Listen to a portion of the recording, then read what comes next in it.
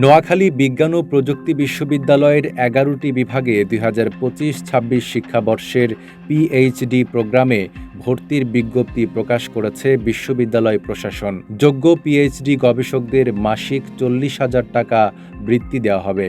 এছাড়া PhD fellowship, প্রকাশনা প্রণোদনা ও গবেষণায় ৫১৩ শিক্ষক-শিক্ষার্থীকে ৯২ লাখ টাকার অনুদান প্রদান করেন বিশ্ববিদ্যালয় প্রশাসন। বীরশ্রেষ্ঠ শহীদ মোহাম্মদ রুহুল আমিন অডিটোরিয়ামে উপাচার্য অধ্যাপক ডক্টর মোহাম্মদ ইসমাইল চেক হস্তান্তর করেন।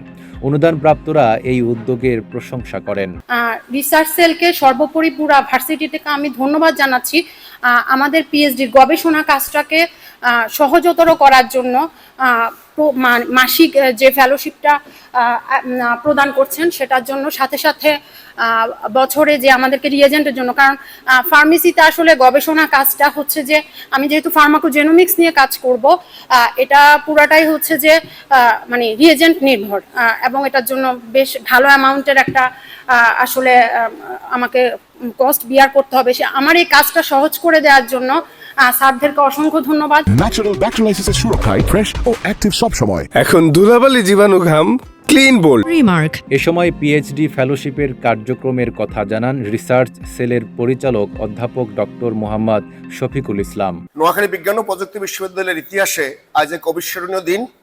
এই প্রথমবারের মতো আমরা বিশ্ববিদ্যালয়ের ১৯ বছরের ইতিহাসে প্রথমবারের মতো আমরা পিএইচডি ফেলোশিপ দিতে পারছি। আপনারা জানেন যে আমাদের বিশ্ববিদ্যালয়ে পিএইচডি ফেলোশিপের যে নীতিমালা পাশ হয়েছে একাডেমিক কাউন্সিল এবং রিজেন্ট বোর্ডে, আমরা প্রতি ফেলোতে যতদিন সে ছুটিতে থাকবে সে যদি ক্রাইটেরিয়া ফুলফিল করে ৪০,০০০ টাকা করে মাসে পিএইচডি ফেলোশিপ ভাতা পাবে, এবং রিয়েজেন্ট এবং রাসায়নিক দ্রব্যাদির জন্য বছরের সর্বোচ্চ ভাউচার সমন্বয় সাপেক্ষে ১.৫ লাখ টাকা সায়েন্স এবং বায়োলজিক্যাল সায়েন্সের জন্য এবং ইঞ্জিনিয়ারিং এর জন্য এবং নন সায়েন্সের জন্য সর্বোচ্চ ১ লক্ষ টাকা পাবে, যেটা অলরেডি আমাদের বিভিন্ন রিজন বোর্ড এবং একাডেমিক কাউন্সিল অনুমোদন হয়েছে। বিশেষ অতিথির বক্তব্যে বিশ্ববিদ্যালয়ের উপাচার্য অধ্যাপক ডক্টর মোহাম্মদ রেজওয়ানুল হক বলেন, ফেলোশিপটি সিরিয়াসলি নিলে মানসম্মত কাজ করা সম্ভব। সবশেষ প্রধান অতিথির বক্তব্যে শিক্ষার্থীদের জন্য আবাসন সুবিধা এবং মানসম্মত পিএইচডি ডিগ্রি প্রদানের ব্যবস্থা করার কথা জানান